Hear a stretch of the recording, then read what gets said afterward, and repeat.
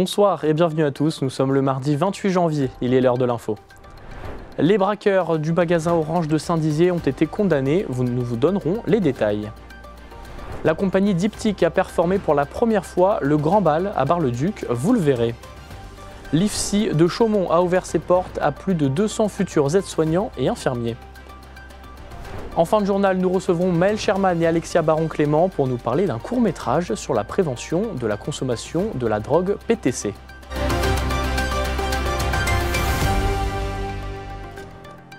Je vous le disais, les auteurs du braquage de la boutique Orange de Saint-Dizier en décembre dernier ont été condamnés. Plus de 70 téléphones avaient été volés et un employé menacé au couteau.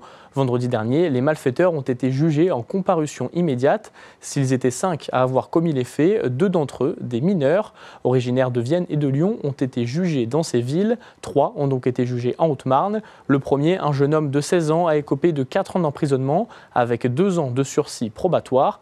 Une jeune femme du même âge a été condamnée à 3 ans d'emprisonnement pour complicité, dont 2 de sursis probatoire. Enfin, le majeur de la bande a écopé de 4 ans d'emprisonnement avec 30 mois de sursis. Les 3 malfaiteurs ont également une interdiction de paraître dans le département haut-marnais durant 5 ans. Pour rappel, une semaine après le braquage de Saint-Dizier, la boutique Orange de Chaumont avait été à son tour braquée. L'enquête est toujours en cours selon le procureur de la République en Haute-Marne. Tout autre chose, à présent, ce samedi 25 janvier, Bar-le-Duc a été le théâtre du Grand Bal de la compagnie Diptyque. Durant 1 heure, les 370 spectateurs ont été plongés dans l'univers de Souhaïl Marchiche et Mehdi Megari, un reportage de Célia Richard. Regardez.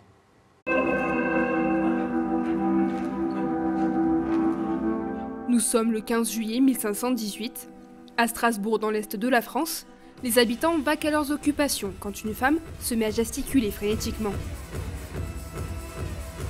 Les jours passent sans qu'elle ne puisse s'arrêter et elle est bientôt rejointe par des dizaines de femmes et d'hommes.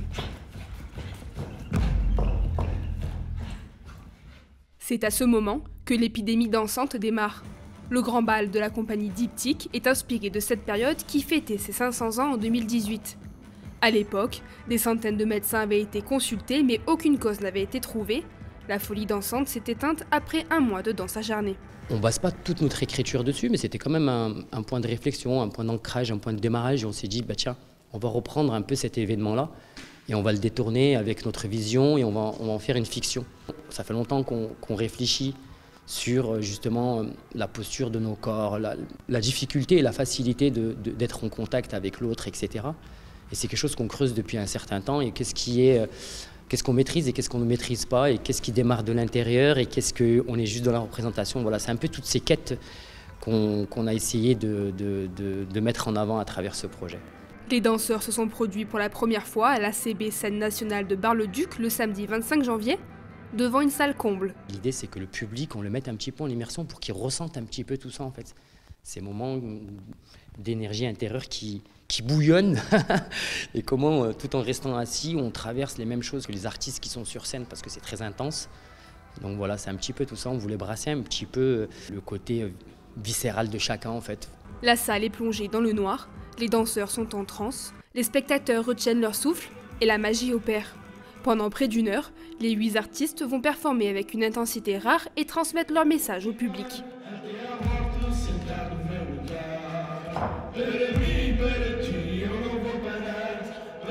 C'était super, on s'est très bien sentis entre nous dans l'équipe. L'énergie du théâtre était belle, nous ça nous porte et je pense que ça se ressent tout le long du spectacle. Et c'est quelque chose qui nous est très cher, d'avoir cette relation avec le public. Ça nourrit le spectacle pendant, après. C'est quelque chose qui est important pour la compagnie Diptyque. Au-delà de la danse, les danseurs, c'était tous vraiment des acteurs parce qu'ils jouent vraiment à fond les sentiments. Je pense que c'est mon spectacle de danse préféré de tous ceux que j'ai vus. Et franchement, une expérience au-delà d'un spectacle. La performance est forte en émotion. Nos yeux restent rivés sur la scène pendant toute la représentation sans pouvoir s'en défaire. Des frissons nous parcourent et les spectateurs ont presque envie de monter sur scène avec les danseurs. La compagnie est en tournée avec ce spectacle dans l'Est de la France et en Belgique jusqu'en mai 2025. Histoire insolite. À présent, ce dimanche 27 janvier, un conducteur circulant sur la route départementale 674 en Haute-Marne a été stoppé à la sortie d'Andelo-Blancheville par un autre automobiliste. Ce dernier, sur la réserve, lui parle anglais et lui demande de l'aide pour faire son plein. À Rémaucourt, le généreux automobiliste paye donc l'essence du véhicule, mais reçoit en échange de l'argent biélorusse dont il ignore la valeur. Si la victime n'a pas porté plainte, il appelle tout de même à la vigilance. Ce vendredi 24 janvier 2025, l'Institut de formation en soins infirmiers de Chaumont a organisé sa journée porte ouverte, l'occasion pour les lycéens, étudiants ou simples curieux de venir découvrir le monde des infirmiers. Célia Richard était sur place. Perpétrer le savoir-faire des soins infirmiers et aides-soignants, c'est le rôle de l'Institut de formation en soins infirmiers de Chaumont. Pour ce faire, ils organisent tous les ans depuis plusieurs dizaines d'années des journées portes ouvertes. L'objectif était de faire découvrir nos métiers infirmiers et les métiers aides-soignants et ça leur permet de découvrir un contenu de formation qu'ils ne découvrent pas forcément au travers de la littérature et des livres ou voire même d'autres outils numériques qu'ils peuvent avoir à leur disposition. Pour une bonne organisation et un partage d'expériences réussies, les élèves de l'IFSI et de l'IFAS ont été mobilisés. Tout d'abord, on commence par la salle où on va retrouver toutes les modalités d'admission pour les différentes formations, que ce soit aide-soignante ou infirmière. Ensuite, on les emmène sur les différentes salles de TP, donc les travaux pratiques, sur lesquels on va retrouver des ateliers divers comme le lavage des mains. On retrouve aussi la prise des paramètres vitaux dans une autre salle de TP. Et ensuite, on les emmène dans une autre salle. Donc là, on va aborder la santé publique. Situé au centre du territoire, l'IFSI de Chaumont est un institut qui attire le public. Ce vendredi 24 janvier, plus de 200 personnes se sont déplacées. C'est le cas de Yannick et Zoé, qui sont venus découvrir l'établissement. Ils nous ont bien guidés, ils nous ont bien expliqué, les ateliers étaient assez compréhensifs, tout était fait pour qu'on se sente bien et qu'on nous explique bien, quoi. C'était très bien organisé et très, très instructif. L'IFSI de Chaumont propose 2 diplômes, celui d'infirmier avec un cursus sur 3 ans et 2100 heures de stage obligatoire, et celui d'aide-soignant qui se déroule sur 44 semaines en alternance ou avec des périodes de stage. C'est notre chiffre du jour, 28 800, le nombre de grues cendrées comptabilisées par la Ligue de protection des oiseaux le 26 janvier au lac du Der. L'occasion, le premier comptage de migration de l'année. En effet, la période de migration des grues a commencé en Champagne-Ardenne et le lac du Der est un lieu particulièrement prisé par ces oiseaux. Nous recevons ce soir Maëlle Sherman, vous êtes éducatrice spécialisée au Centre de soins d'accompagnement et de prévention en addictologie, donc au XAPA, Centraide de Saint-Mihiel. Bonsoir. Ouais, bonsoir. Et Alexia Baron-Clément, vous êtes coordinatrice prévention de la délinquance à la communauté d'agglomération Meuse-Grand Sud. Bonsoir. Bonsoir. Bonsoir à toutes les deux. Alors vous êtes avec nous ce soir pour nous parler d'un court-métrage réalisé pour sensibiliser au PTC. Qu'est-ce que c'est le PTC ?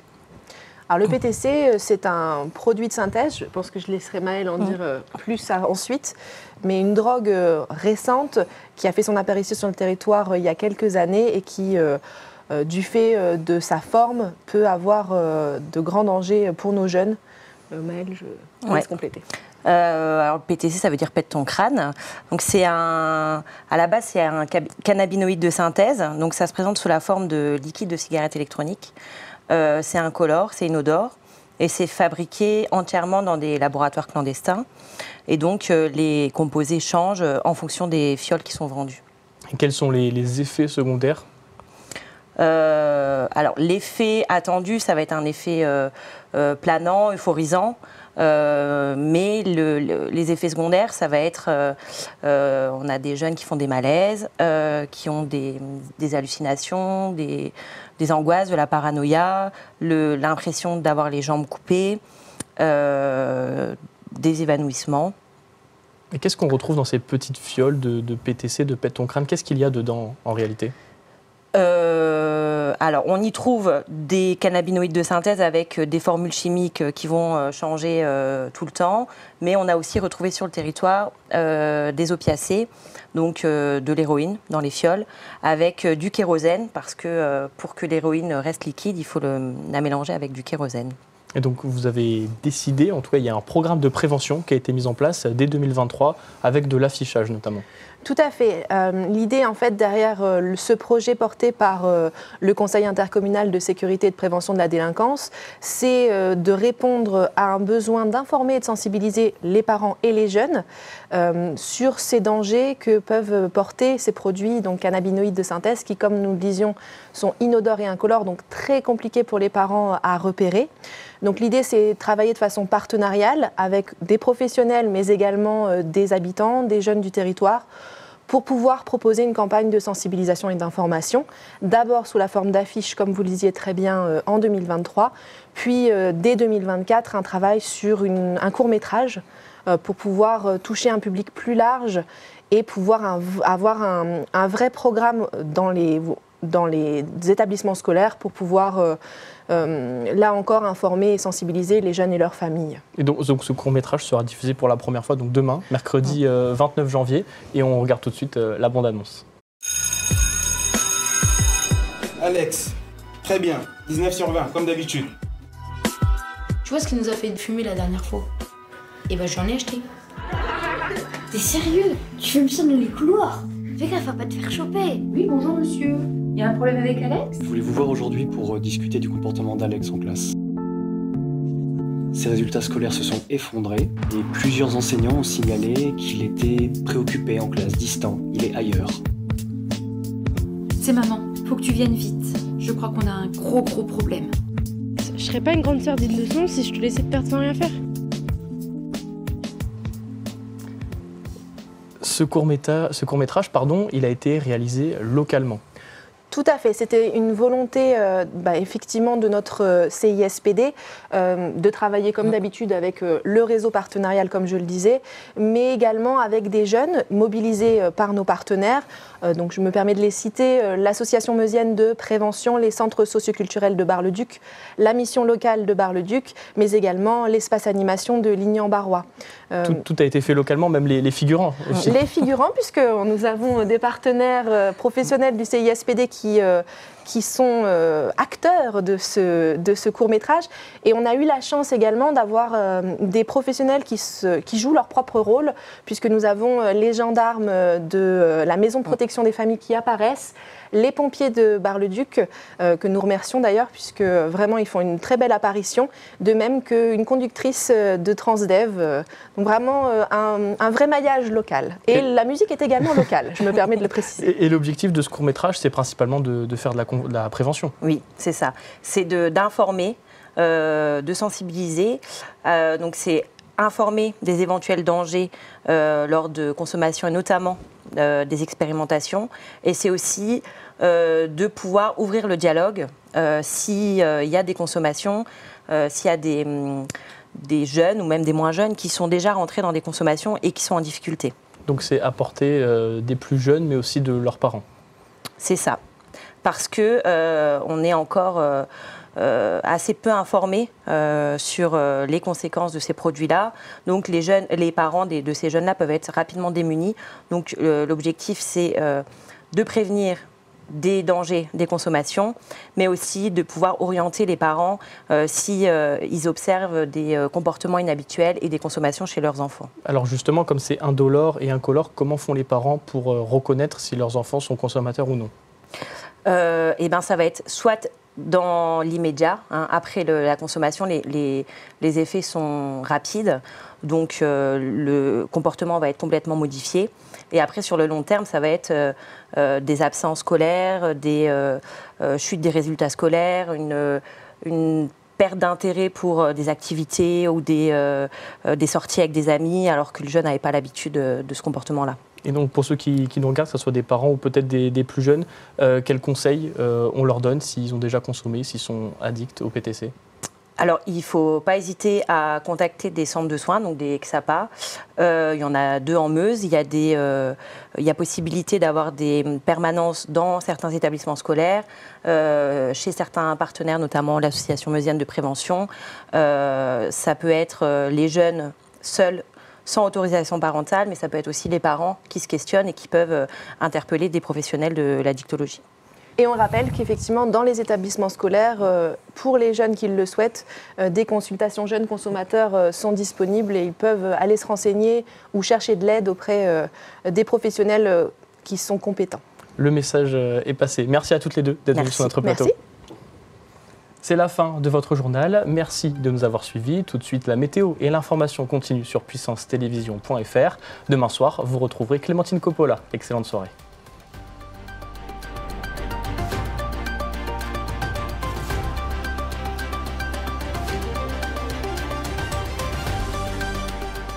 Toute l'actualité en continu à retrouver sur notre site internet et notre application mobile.